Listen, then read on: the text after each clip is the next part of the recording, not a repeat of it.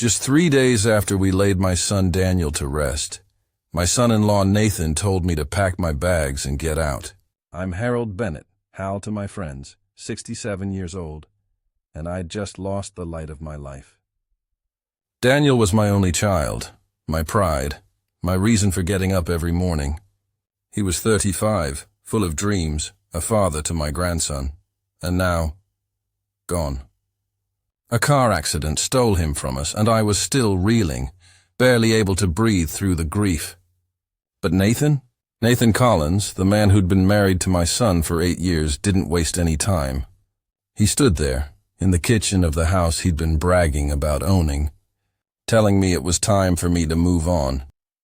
What Nathan didn't know, what he couldn't have known, was that the house he was so proud of, the one he thought was his, wasn't his at all. The truth was in the paperwork, tucked away for 30 years, and it was about to turn his world upside down. I'm getting ahead of myself. If you're listening to this, I'd love for you to hit that subscribe button and let me know where you're tuning in from.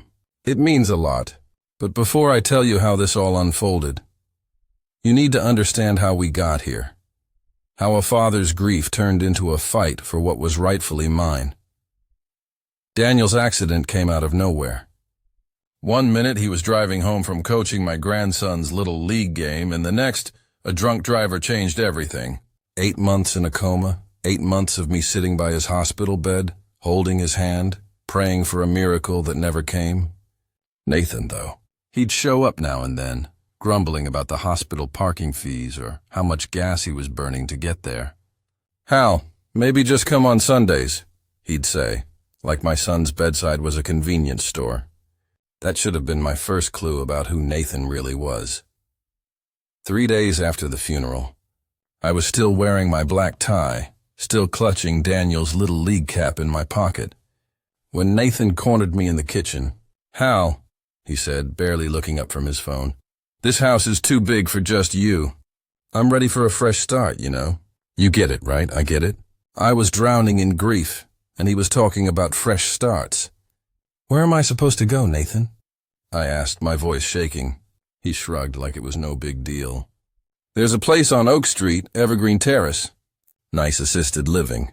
Only $2,000 a month, $2,000. On my Social Security and pension." I'd be broke in months, but Nathan didn't care. His eyes were cold, calculating, like he'd already moved on. He thought he held all the cards. He thought wrong. Let me take you back to those 8 months before Daniel left us. My son was the kind of man who lit up a room, always laughing, always coaching my grandson's little league team, always planning for the future. At 35, he had so much life left to live. But one reckless driver changed everything. A head-on collision put him in a coma, and I spent every day at that hospital in Seattle, watching my boy slip away. I'd sit there holding his hand, talking to him about the garden we used to plant together, hoping he could hear me. Nathan, though, he was a different story. He'd show up maybe once a week, always with a complaint. "Hal, these hospital bills are killing me," he'd say, like I wasn't the one losing my only child. Or, "Why do you need to be here every day?" It's not like he's waking up. Each word was a knife, but I held my tongue. For Daniel's sake. For the family he'd tried to build with Nathan. When the doctors finally told us there was no hope, I thought Nathan and I would grieve together. I thought we'd lean on each other through the worst pain imaginable. I was wrong. The funeral was on a rainy Monday, and I stood by Daniel's grave, clutching his little league cap, promising I'd keep his memory alive. Nathan? He was already on his phone, texting someone. I didn't know it then, but that someone was Sophie Turner, his new girlfriend. By Wednesday, just 3 days later, Nathan had moved Sophie into the house in suburban Seattle where Daniel grew up, where he'd taken his first steps, where we'd built a treehouse for my grandson. I came home from the cemetery to find Sophie unpacking her things in Daniel's old room. "We're redecorating," Nathan said, casual as you please. Sophie doesn't like clutter. That's what he called Daniel's life. His wedding photos, his old baseball glove, the wooden train set he'd carved for my grandson. All of it was clutter to Nathan. I caught him in the garage that afternoon, tossing Daniel's things into a dumpster he'd rented. "What are you doing?" I asked, my voice breaking. "Cleaning house," he said, not even looking up. "Sophie's moving in officially next month. She doesn't want a bunch of old stuff lying around." I managed to save a few things, a photo album from Daniel's high school days, a letter he wrote me when he went off to college. But most of it was gone. Years of memories, erased in a single afternoon. "You're throwing away my son's life," I said, barely holding it together. "He's not my son anymore, Hal," Nathan snapped. "He's your son, and you're just a guest who's overstayed his welcome." A guest. After 8 years of living in that house, fixing the sprinklers, planting the garden, paying the electric bill. A guest. I wanted to scream, but I didn't. Not yet. The next morning, I found the garage locked. My gardening tools, thousands of dollars worth of professional-grade equipment, from my steel chainsaw to my Toro mower, were inside. "Security precaution," Nathan said when I asked. "Can't be too careful." That's when he handed me the papers. A 30-day notice to vacate, printed on fancy letterhead from his accounting firm. 30 days? I said, staring at the paper. "To pack up my life and start over?" "It's the legal minimum in Washington," he replied, smirking. "I'm being generous. The man who'd never paid a dime for the roof over his head thought he was being generous. I tried to reason with him. "Nathan, please, can we talk about this? Maybe work something out." He laughed, a cold, sharp sound. "Work what out, Hal?" "You're a retired gardener living off Social Security. I'm a successful accountant with a degree from UW. What do you bring to the table?" I looked at him. This man who'd eaten my cooking, slept under my roof, never once thanked me for keeping his life comfortable. "You'd be surprised," I said quietly. He didn't hear me. He was already walking away, probably texting Sophie about how he'd finally gotten rid of the old man, but Nathan had no idea what was coming. I spent that evening in my room, the one Nathan was so eager to take from me, making a list of everything I stood to lose. Not just the house, though, that hurt plenty. This was where Daniel had grown up, where we'd spent summer evenings planting roses, where he'd brought my grandson home from the hospital. Every corner held memories Nathan was ready to erase. At 67, starting over wasn't just hard, it was terrifying. I checked out Nathan's suggestion, Evergreen Terrace, the assisted living place. $2,000 a month was the starting rate.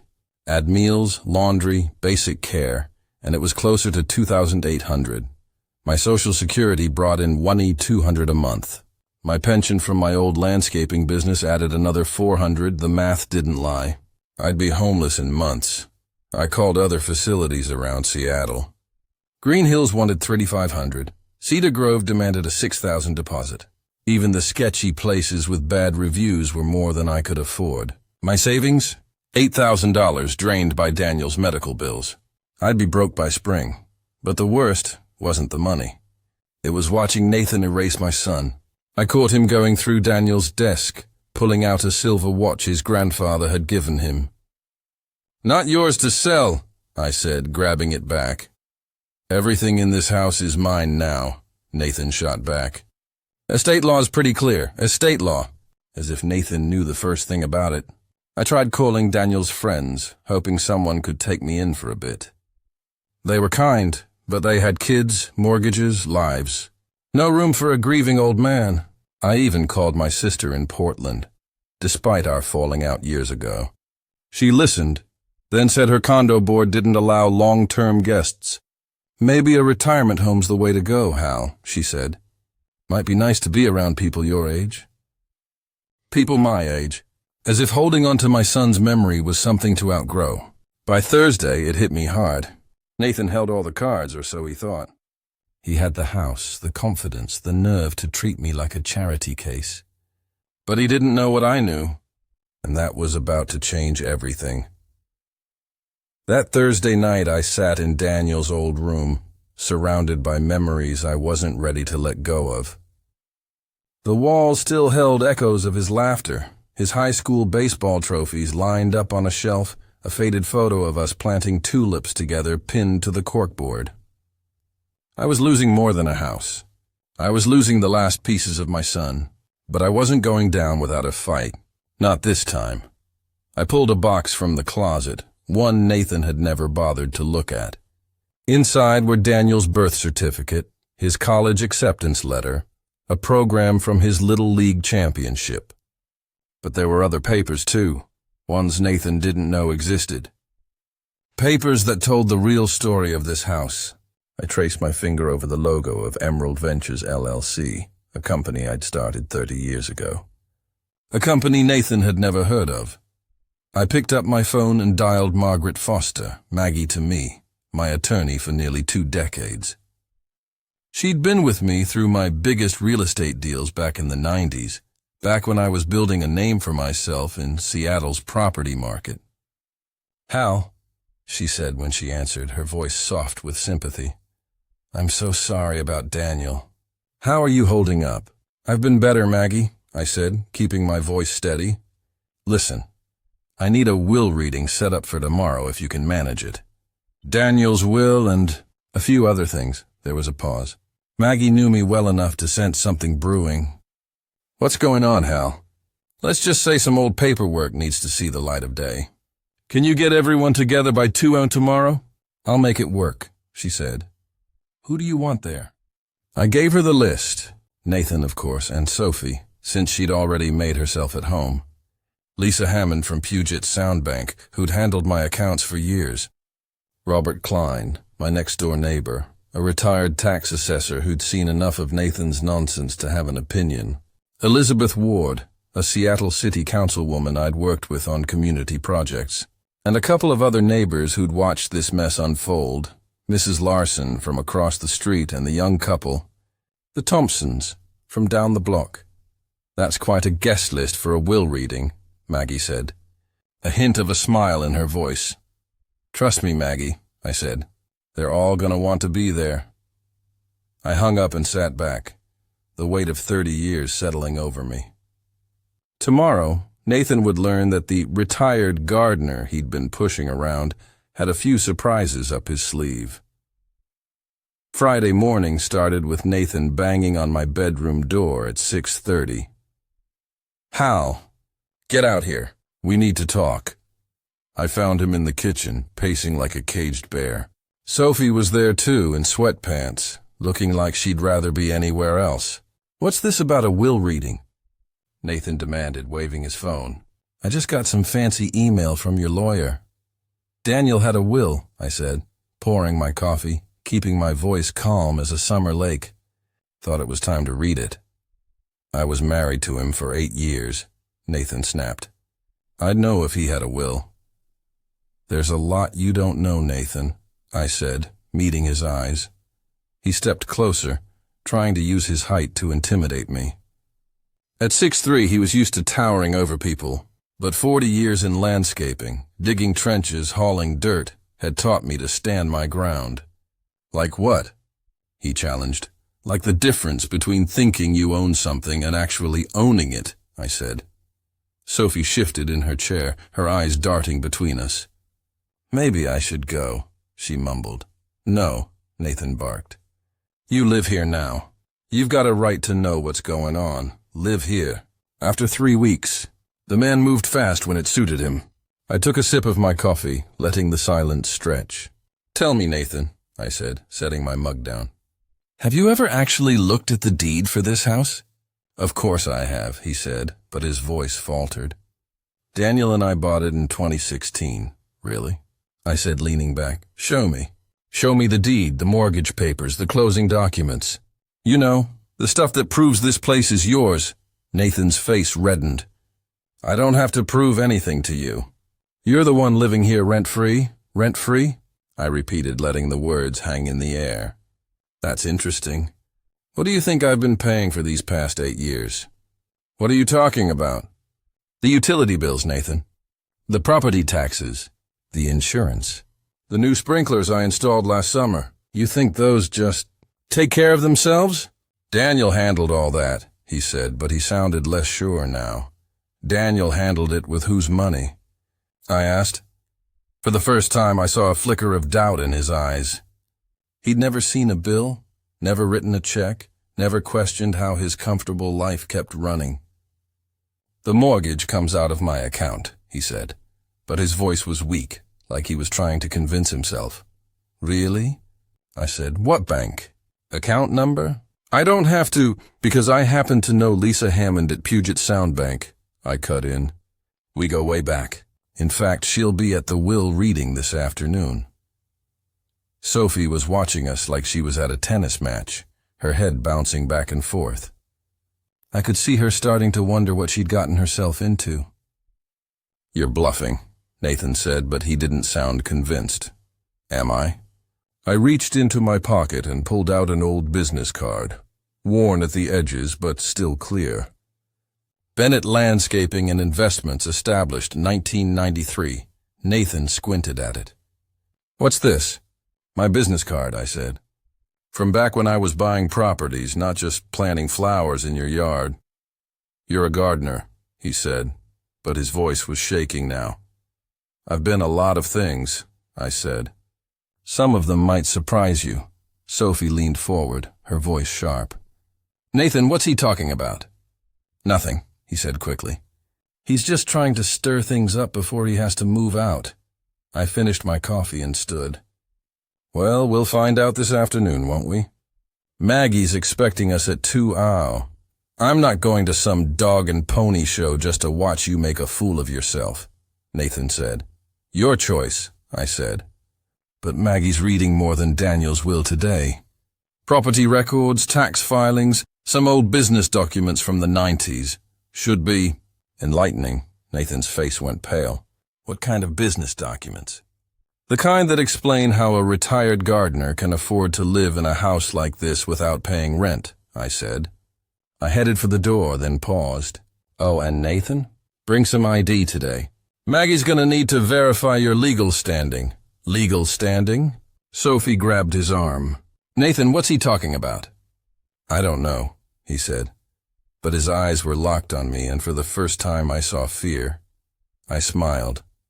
See you at 2, Nathan. Maggie's office on Pine Street. Don't be late! As I walked out, I heard Sophie's voice rising. Nathan, what's going on? What aren't you telling me? But I didn't stick around to hear his answer. I had work to do. Friday afternoon, I walked into Maggie Foster's office on Pine Street, my heart pounding, but my steps steady. Her conference room was all glass and polished wood, with a view of Seattle's skyline that reminded me of the deals I used to close back in the day. I was the first to arrive, just as planned. Maggie was already there, 3 thick folders spread across the table like a loaded deck of cards. You ready for this, Hal? She asked, her eyes sharp but kind. Ready as I'll ever be, I said, and I meant it. For the first time in days, I felt like I was taking back control. Robert Klein, my neighbor and a retired tax assessor, came in next, carrying a folder of his own, photos and notes he'd been keeping on Nathan's behavior. Then Lisa Hammond from Puget Sound Bank, crisp in her navy suit, her briefcase packed with records. Elizabeth Ward, the city councilwoman who'd worked with me on community projects, gave me a warm nod as she took her seat. The neighbors followed, Mrs. Larson from across the street, the Thompsons from down the block, all of them curious but quiet, sensing something big was about to happen. And then came Nathan and Sophie. He strode in with his usual swagger, but it was brittle, like he was trying to convince himself he was still in charge. Sophie clung to his arm, her face pale, her eyes darting around the room. They sat across from me and I could feel Nathan's glare, but I just sipped my water and waited. Maggie cleared her throat, her voice calm but commanding. We're here today to read the last will and testament of Daniel Thomas Bennett, deceased March 10th, 2024. She opened the first folder and began. Daniel's will was simple. A few personal items to his Little League teammates, a donation to a local youth sports charity, and a letter to me, his dad, about how much our time together meant to him. I swallowed hard as Maggie read his words, my throat tight with grief. But then she opened the second folder, and the air in the room shifted. Before we can execute Daniel's wishes, she said, we need to address a question about the ownership of the property at 1423 Cedar Lane. Nathan leaned forward, his voice sharp. What question? That's my house. Daniel and I bought it in 2016. Maggie didn't blink. She pulled out a thick document and slid it across the table. This is the warranty deed for 1423 Cedar Lane, recorded with King County on April 12, 1995. Nathan snatched it up, his eyes scanning the page. Maggie continued, her voice steady as steel. The property was purchased by Emerald Ventures LLC for $165,000. The purchaser's representative was Harold James Bennett. The room went quiet. You could hear the hum of the air conditioning, the faint tick of my old watch. Nathan's face froze. That's impossible, he stammered. Is it? Maggie said, pulling out another stack of papers. These are the property tax records for the same address. 30 years of payments, all made by Emerald Ventures LLC. Over $950,000 in total. Lisa Hammond opened her briefcase. I have the banking records, she said, her voice soft but clear. Every payment, taxes, insurance, utilities, came from Mr. Bennett's business account. Nathan's hands were shaking now, the deed still clutched in his fingers. But Daniel said we bought the house, he said, his voice barely above a whisper. You moved into the house, I said, my voice calm but firm. Daniel never said you bought it. Sophie stood up, her chair scraping the floor. I need some air, she said, her voice trembling. Sit down, Maggie said, her tone leaving no room for argument. We're not done. She opened the third folder, the thickest one. Mr. Collins, you've been living in Mr. Bennett's property for 8 years. Did you ever pay rent? No, but did you ever pay property taxes? Daniel handled. Did you ever see a mortgage statement with your name on it? Nathan's mouth opened, then closed like a fish gasping for air. No words came out. Robert Klein cleared his throat. If I may, he said, spreading photos across the table. Pictures of me at community events, shaking hands with city officials, cutting ribbons at property openings. This is Hal at the dedication of Greenway Plaza in 2007, he said. And here he is receiving the Seattle Developer of the Year award in 2009. Elizabeth Ward nodded. Hal's projects brought millions in tax revenue to our city. We honored him for his contributions to affordable housing and community growth. Nathan stared at the photos, his face white as a sheet. You're a gardener, he whispered. I'm a retired real estate investor, I corrected. Gardening was my hobby. Kept me grounded, kept me close to the earth, but... You're poor, Sophie blurted, then clapped a hand over her mouth.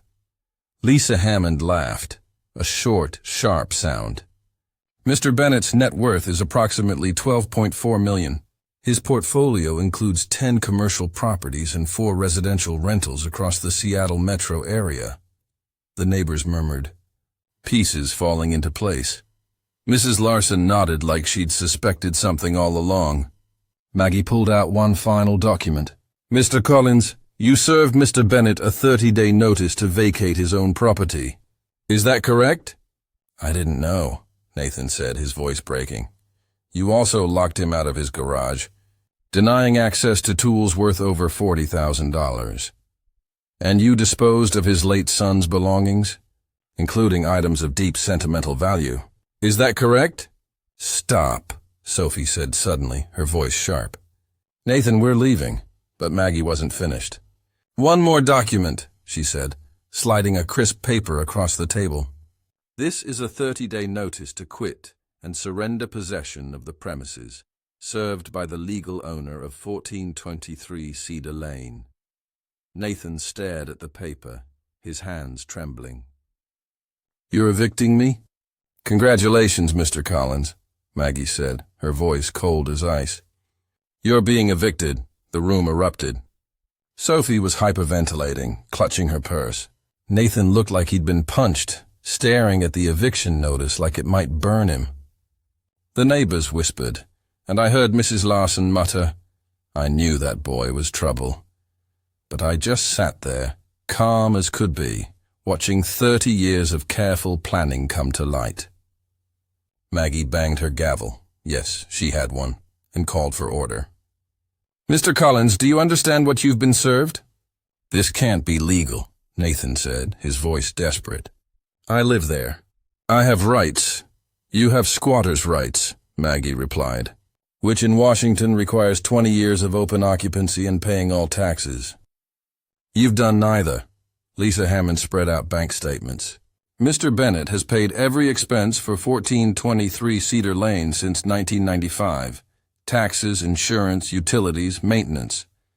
Total investment, $1.3 million not including the purchase price. But I improved the house." Nathan protested. "I put in a new patio, with materials purchased by Mr. Bennett," Robert Klein said. "I helped him pick out the stones. Won $200 from Lowe's. Hal paid cash." "The new irrigation system," Nathan tried again. "Installed by Pacific Sprinklers," I said. "Check from my account. I've got the receipt." Sophie was rocking in her chair, muttering, "This isn't happening." "Oh, it's happening," Elizabeth Ward said. "Hal, why didn't you ever tell anyone about this?" "Daniel asked me not to," I said simply. He was ashamed Nathan couldn't afford the house. Thought it would crush his pride if people knew I was footing the bill. The truth hit Nathan like a freight train. Daniel knew. Maggie pulled out another document. "This is a letter from Daniel, written in 2016 and filed with my office. Would you like me to read it?" "Yes," I said, my voice firm. Maggie's voice softened as she began. "Dad, I know this is a lot to ask, but I'm so grateful you're doing it. Nathan's so proud of being the provider, and if he knew we couldn't afford this house, it'd break him. His salary just isn't enough for the life we want. I promise I'll make this right someday. I love you for making this possible. Please, don't ever let Nathan know. It'd destroy him to know he's been living on your generosity. Love, Daniel." The silence was deafening. Nathan's face crumpled, tears streaming down his cheeks. He looked broken, like the weight of 8 years had finally caught up with him. "He protected you," I said quietly. "For 8 years he made sure you never had to face the truth about your finances. Made sure you could hold your head high. And how did you repay him?" Maggie's voice cut through the room. "By trying to kick his father out of his own house days after his body was laid to rest." Sophie stood again, her voice shaking. "Nathan, I can't do this. I'm sorry, but I can't." She grabbed her purse and walked out, her heels clicking on the floor. Through the window, I saw her get into her car and drive off without looking back. Nathan watched her go, then turned back to the table, his voice barely a whisper. "What happens now?" "Now," Maggie said, "you have 30 days to find somewhere else to live. The same courtesy you offered Mr. Bennett." The silence in Maggie's conference room lingered after Sophie walked out, her car peeling away from the curb. Nathan sat there, staring at the eviction notice like it was written in a language he couldn't read. His hands shook, and the confident accountant who'd tried to kick me out of my own house was gone. In his place was a man who'd just lost everything he thought he owned. I should have felt triumph, but all I felt was a heavy kind of sadness. For Daniel, for the life he'd tried to build, for the mess we were all in now. Maggie gathered her papers, her voice crisp. "Mr. Collins, you'll receive formal documentation within 48 hours. You have 30 days to vacate the premises. Any items left behind will be considered abandoned property." Nathan's eyes darted to me, desperate. "What about my stuff? My furniture, my TV?" "Daniel picked out that furniture," I said, my voice steady. "With my credit card. Check the receipts, Nathan. Everything in that house was bought with my money, through companies I set up to keep Daniel's pride intact." Lisa Hammond flipped through her records. Furniture and appliances, $38,000. Electronics, $10,000. Decorations, $7,000. All paid by Emerald Ventures, LLC. I don't have anywhere to go, Nathan said, his voice breaking. That's not really my problem anymore, is it? I said, echoing the words he'd thrown at me in the kitchen. Most people would call 8 years of free rent pretty generous. Robert Klein leaned forward, his voice gruff from years of assessing taxes and people. There's something else, Nathan. The neighborhood saw how you treated Hal. We saw it all. He pulled out his phone, swiping through photos, me fixing Mrs. Larson's gate, organizing the community garden, helping the Thompsons shovel snow. These are from block parties you never showed up to, he said. Community meetings you were too busy for. Everyone knew Hal was the heart of that house. Daniel always turned to him for the big decisions, finances, repairs, everything. You assumed wrong, Nathan said weakly. But there was no fight left in him. No, Mrs. Larson spoke up, her voice firm. We assumed right. You're the one who got it wrong. That evening back at the house, I found Nathan packing in a panic, clothes stuffed into garbage bags, his TV unplugged and leaning against the wall. But then the police showed up. A cruiser pulled into the driveway, 2 officers stepping out, looking confused. Mr. Bennett, the older one said, checking his notepad. We got a call about a disturbance. Something about an illegal eviction. Nathan appeared behind me, his face flushed. I called them, he admitted. I thought maybe Hal was pulling some kind of scam. I handed the officers the eviction notice, signed and notarized by Maggie. This is my property, I said calmly. I have the deed, tax records, and a court order being filed Monday morning. Mr. Collins has been a guest here for 8 years. The officers read the documents, their faces neutral.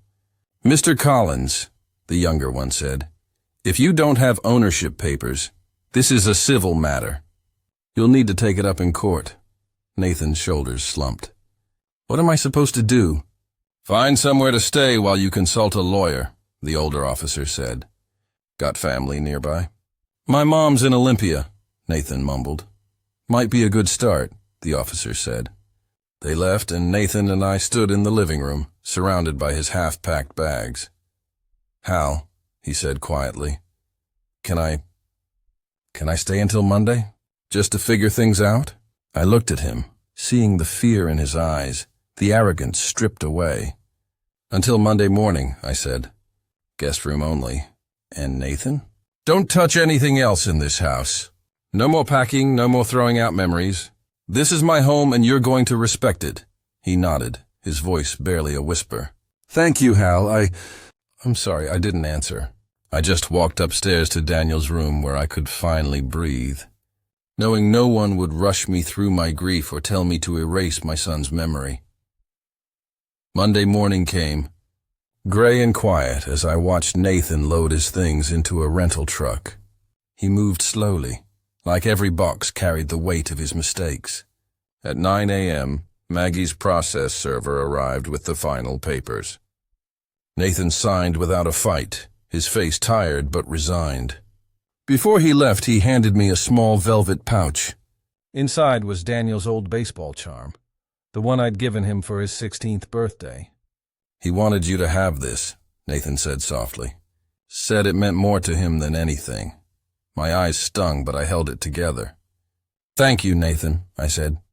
He nodded, climbed into his truck, and drove off. For the first time in weeks, I was alone in my house. But I wasn't really alone. That evening, the neighbors threw a little party in my backyard. Robert Klein brought his famous chili, Mrs. Larson baked her apple pie, and the Thompsons set up a fire pit. We laughed, shared stories about Daniel, and planted a new rose bush in his honor. For the first time in years, my house felt like a home again. 3 months later, I was back in the swing of things. I joined a community gardening project, teaching kids how to plant vegetables. I even started dating Clara Evans, a kind woman who loved roses as much as I did. I set up a scholarship in Daniel's name for young athletes dreaming of college. And Nathan? He sent a letter from Olympia saying he was working for a small accounting firm, seeing a therapist, learning to live honestly. I wrote back wishing him well, but I kept my distance. Forgiveness takes time. If you're dealing with someone who takes your kindness for weakness, remember this. Generosity doesn't mean sacrificing your self-respect. Setting boundaries isn't cruel. It's how you protect what matters. I learned that the hard way, but it brought me back to a life filled with purpose, community, and Daniel's memory. So tell me in the comments, how have you handled people who crossed your boundaries? Thanks for listening.